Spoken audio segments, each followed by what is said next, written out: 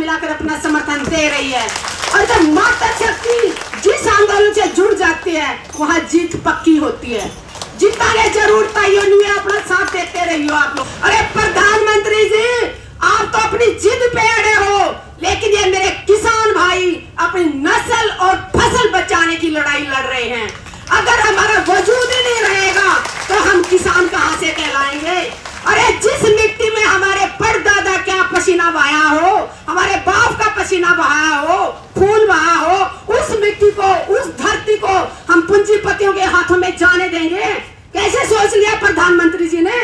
जो बॉर्डर पर बैठे हैं सैनिक, वो इन्हीं किसानों के बच्चे हैं जो देश की एक जमीन इंच के लिए सीने पे गोली खा लेते हैं। तो हम अपने खेतों को पूंजीपतियों के हाथों में जाने देंगे? ऐसी भूल ना करें प्रधानमंत्री जी।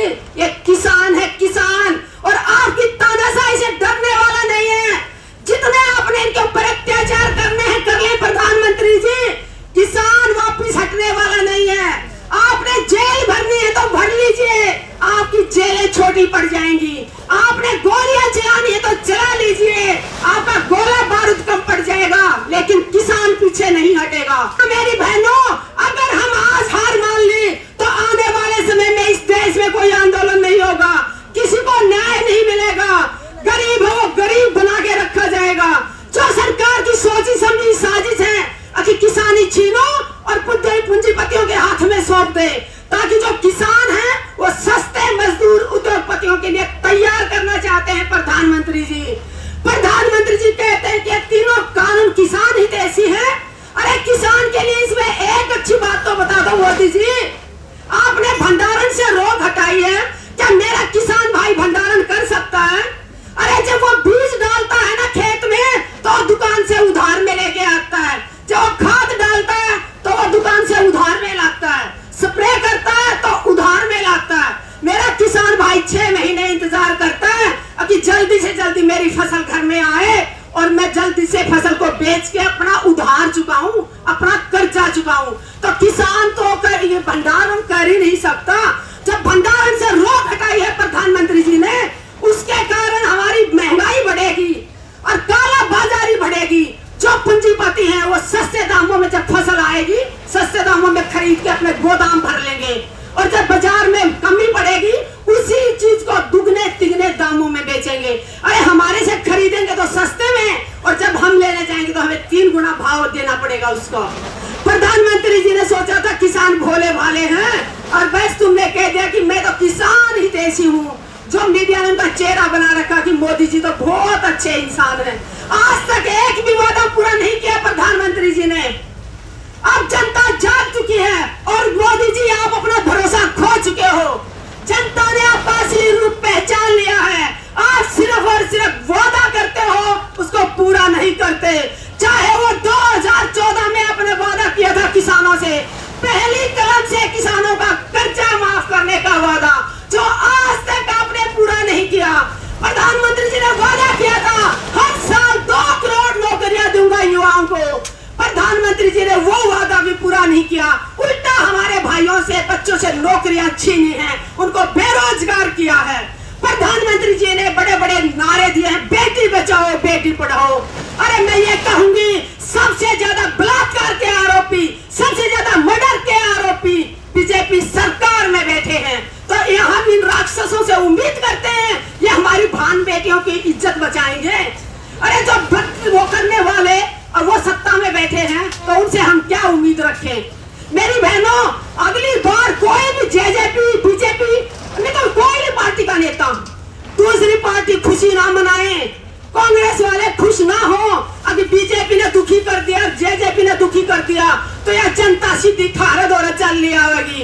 याद रख लो हरियाणा के सारे एमएलए और सांसद, आज अगर तुम किसानों के साथ नहीं हो तो कल किसान तुम्हारे साथ नहीं होंगे, ये याद रखना।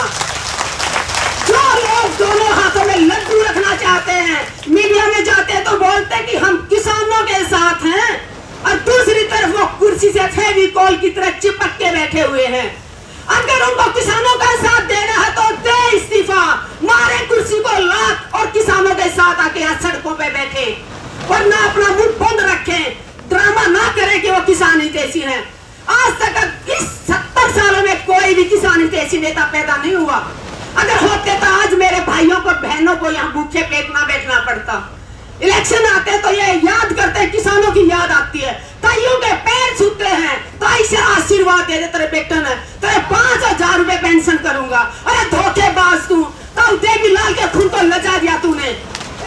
सबसे धोखेबाज दुष्यंत चौटाला है।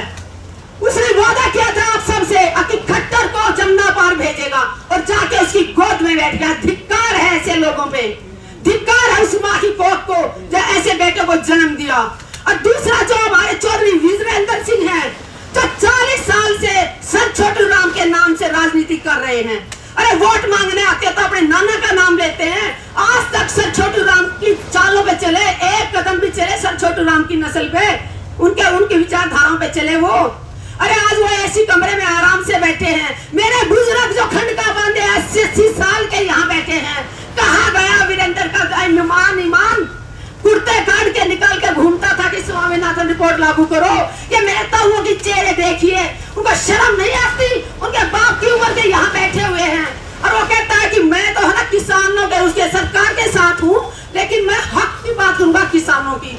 अभी भकाई में मत आना किसी नेता की। ये नेता हमें हक देने वाले नहीं है। किसान को अपनी लड़ाई खुद लड़नी पड़ेगी। जाग रे किसान तो मेरे जाग के दिखा, अपने और पराये को पहचान के दिखा। अपने अधिकार तुझे खुद लेने हैं, मांगने से मिले नहीं छीन लेने हैं। अगर हमें हमारा हक प्रधानमंत्री जी अब मांगने से नहीं देंगे तो हमें छीनना आता है।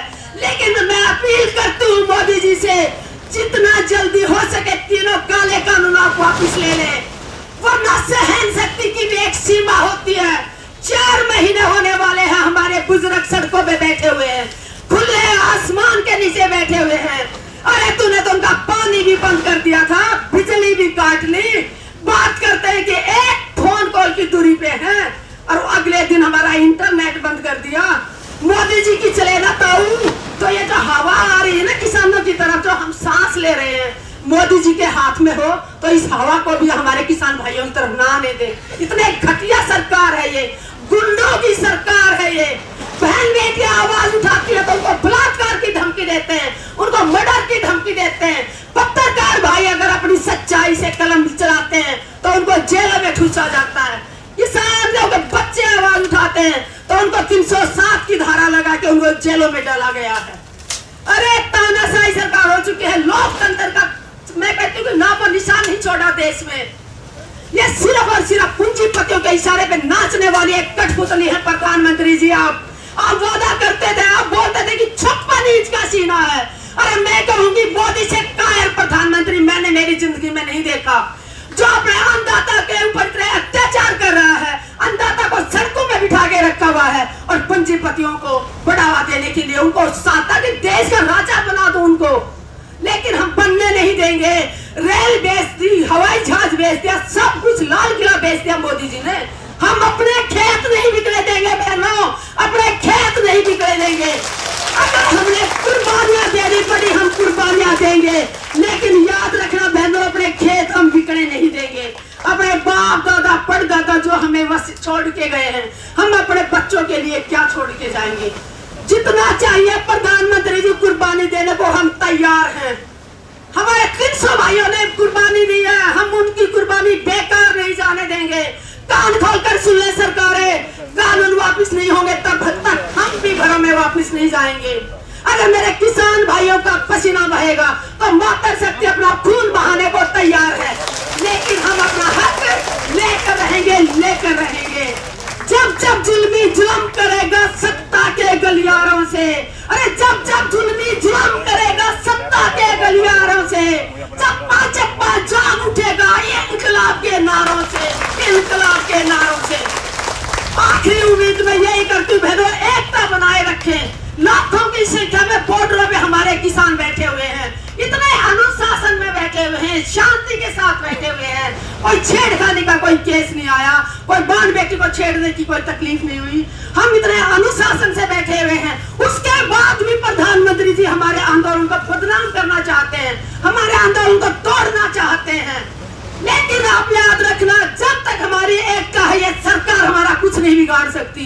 अपनी एकता को बनाए रखें, सरकार की बातों में भरोसा ना करें। अगर आज जो आदमी सरकार में बैठा और वो कहता है कि हम किसान ही कैसी हो, वो हमें बहकाने की साजिश है सरकार की।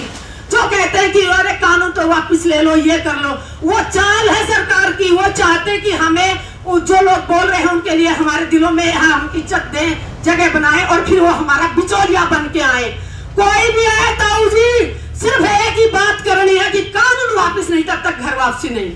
कोई भी आए, चलो कोई भी हो, मैं किसी का नाम नहीं लेना चाहती, लेकिन वो कहते हैं ना मीडिया में आके कि हम किसानों का तो दे देना चाहिए भाई, सरकार ने किसानों पे अत्याचार के।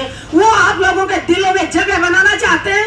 सरकार चाहती है कि उनका बिचौलिया बना के आपके बीच में भेजे। हमें समझौता मंजूर नहीं है, कानून वापिस, सिर्फ और सिर्फ कानून वापिस चाहिए। उसके नीचे हम बात करने वाले नहीं है। एमएसपी पे कानून बना के दें, तीनों काले कानून वापिस ले। किसान मजदूर एकता, किसान मजदूर एकता, जय जवान, जय जवान, नारी शक्ति, नारी शक्ति, छत्तीस बिरादरी का भाईचारा, छत्तीस बिरादरी का भाईचारा। किसान कौन कोई एक जाति की नहीं है। सरकारें कोशिश कर रही है कि एक जाति का नाम लेके इनमें फूट डालना चाहती है, पीछे भी डाली उसने। हाँ, 36 बिरादरी किसानी से जुड़ी हुई है। अगर किसी के पास जमीन है या नहीं भी है तो भी गांव में रहने वाला हर भाई खेतों से जुड़ा हुआ है। तो इतना याद रखें बहने, ये लड़ाई किसी एक किसान की नहीं है, हर उस इंसान की लड़ाई है जो रोटी खाता है। तो ये लड़ाई हमने सबने मिलकर लड़नी होगी। और जो बाजारों में हमारे भाई बैठे हैं, जो दुकानदार हैं, मैं उनसे अपील करती हूँ, आप भी आज किसान के साथ जुड़े, किसान का साथ दें। अगर किसान के पास खेत नहीं होंगे, फसल नहीं होगी, तो आपकी दुकानों में खरीदने के लिए मेरा किसान भाई नहीं पहुंचेगा। अगर उसकी जेब में पैसा ही नहीं होगा तो नुकसान सभी का है। जागे, ये ना सोचे कि ये सिर्फ किसान की लड़ाई है, ये हर इंसान की लड़ाई है। और ये हरियाणा पंजाब का भाईचारा बोलते थे, सिर्फ पंजाब का धन्यवाद करती हुई पंजाब के किसानों ने पूरे देश के किसानों को जगा दिया और हरियाणा ने बढ़ चढ़ कर उसमें अपना योगदान दिया। मैं हरियाणा के लोगों का सबका धन्यवाद करती हूँ। मुझे बड़ा गर्व होता है जब टिकरी बॉर्डर से अनाउंस किया जाता है कि हरियाणा हमारा छोटा भाई जी जान से सब पंजाब के साथ लगा है। और जब हमारी माताएं बहने 4 बजे उठ के घर से लस्सी, दूध, आटा सब कुछ भिजवा रहे हो, सब्जियां भिजवा रहे हो, तो बड़ा गर्व होता है मुझे कि मैं उस हरियाणा की बेटी हूँ जहाँ के मेरे भाई माताएं बहने बढ़ चढ़ कर अपना सहयोग दे रहे हैं। और मेरी माताओं बहनों, गोदी मीडिया तो खरीदा हुआ है, वो अगर आपकी आवाज नहीं दिखा रहा, आपका नहीं छाप रहा, कोई बात नहीं। अंतरराष्ट्रीय वर्ल्ड लेवल की मैगजीन है टाइम मैगजीन, उस मैगजीन ने मेरी मजदूर बहनों का, मेरी किसान बहनों का फोटो, और जो 3 महीने तक उन्होंने तपस्या की मेरी बहनों ने, उनका फोटो और नाम वर्ल्ड की मैगजीन में छपा है। मेरी बहनों, आपने जो तपस्या की वो भगवान ऊपर देख रहा है। मोदी कितना भी छिपा ले, जितना अत्याचार कर ले, जितना अत्याचार करेंगे, जितना हमारी चीजों को छुपाने की कोशिश करेंगे, उतना हमारा आंदोलन मजबूत होगा और हम जीतेंगे जरूर। जंग जारी रखियो बहनों, जंग जारी रखियो। और दूसरा, मैं आप सभी का धन्यवाद करती हूँ, मेरे चाचा ताऊ जितने भी यहाँ बैठे हुए हैं, पूरा हमारे सम्मानित मंच का धन्यवाद करती हूँ, मुझे यहाँ बोलने का मौका दिया। और आप लोगों से अपील करती हूँ कि आप लोग जब भी मौका मिले टिकरी बॉर्डर जरूर आना, आपकी बेटी आपको वहां आके जरूर मिलेगी। मैं 4 महीने से टिकरी बॉर्डर पे डटी हुई हूँ और 5 बार अपनी 11 बहनों को लेके मैंने भूख हड़ताल भी की, क्योंकि मुझे तकलीफ है। मुझे पता है कि किसान कितनी तकलीफ से अपना घर चलाता है, कितना मुश्किल से अपने बच्चों को पालता है। और ये सरकार सरकारी स्कूलों को बंद कर रही है। अरे गरीब आदमी अपने बच्चों को सरकारी स्कूल में भेजता है, मेरा मजदूर भाई तो प्राइवेट में तो फीस दे ही नहीं पाएगा। और सरकारी स्कूलें सारे बंद कर देगी, प्राइवेट की फीस नहीं होगी मेरे भाइयों के पास, तो उसके बच्चे तो अनपढ़ रहेंगे, वो या तो भीख मांगेंगे या चोरी करेंगे या गुंडागर्दी करेंगे। उससे हमारे समाज का भला होगा क्या? तो मेरी बहनों, आप जागो और आवाज उठाओ, अपने हकों को भी पहचानो और अपने कर्तव्यों को भी पहचानो। जागो, आप बहुत अच्छा समझती हो, आप लोगों के पास जो ज्ञान है वो डिग्री लेके जो बैठे हुए ना उनके पास नहीं है। जो मेरी ताई घूंघट में होते हुए इतनी अच्छी अच्छी बातें बता के जाती है। मुझे आज बड़ा गर्व हो रहा है कि मेरे हरियाणा की शेरनियां इतना जाग चुकी हैं, जो पंचायत के बीच में खड़े होकर मेरी ताइयां इतनी अच्छी अच्छी बातें बताती हैं। तो मुझे बड़ा गर्व हो रहा है। और दूसरा एक बात और बोलूंगी ताई, परसों में कंडेला खाप में भी बोल के गई थी, ताई जब छोरा हुआ है, जब ताई थाली बजाओ हो थम, ताई आज के बाद किसी का घर में छोरी पैदा होना है, थाली जरूर बजाइयो ताई। वादा करो मेरे तक कि ताई छोरी होने पर भी थम थाली बजाओगे। जब माँ आवाज नहीं उठाओगी, अब तुम नहीं सोचो भाई समाज में भी अब न बराबर का अधिकार मिला है, सरकार भी भाई महिला न बराबर का अधिकार दे। अरे अन्याय तो हम माँ कर रही है ना। सबसे पहले छोरी होगा उसे हम चुप रह जाओ, छोरा जाओ तो अब थाली बजाओ, छठी बनाओ। तो हमने छोरा छोरी का भेद मिटाना है, दोनों को बराबर का अधिकार देना है। दोगी कि नहीं ताई बता दो। यह अपनी महिलाओं की जीत है। जब पोती हो ना तो थाली बजाइयो, पगले पंडित ही सुने भाई उनका छोरी हो इसे, ठीक है, तब बराबर का सम्मान मिलेगा। और सरपंच के इलेक्शन आ रहे ना ताई, खड़ी हो जाइए, 50% सरपंच महिला होनी चाहिए। और जो सबसे बड़ी पंचायत घर है देश का पार्लियामेंट, इसमें जब तक 50% महिला नहीं पहुंचेंगे ना, इतना नारी को बराबर का सम्मान नहीं मिलेगा। आज की तारीख में अगर मजदूरी करने जाते हैं ना, तो जो भाई मजदूरी करता है उसको 500 रुपए मिलते हैं शाम को, और जो बहन मजदूरी करती है उसे साथ ही काम किया सारा दिन, उसको 300 रुपए। ताई भेदभाव क्यों? तो ये भेदभाव हमने मिटाना है, जातिवाद को खत्म करना है ताई। याद रखो ताई, जब तक जातिवाद बीच में घुसा रहेगा हमारा विकास नहीं हो सकता। आप गांव में मिलके रहो, आप कहीं शादी में जाते हो बड़ा खुशी खुशी आप लड्डू मिठाई खा रहे हो, कभी पूछते हो कि भाई ये कौन सी जाति वाले ने बनाया? नहीं पूछा ना। तो गांव वाले तो हम इतने परदादा से कितने सालों से हम एक दूसरे को जानते हैं। तो जात पात धर्म तो हमारे बनाए हुए हैं, तो उन सबको हटा के एक अच्छा इंसान बनो।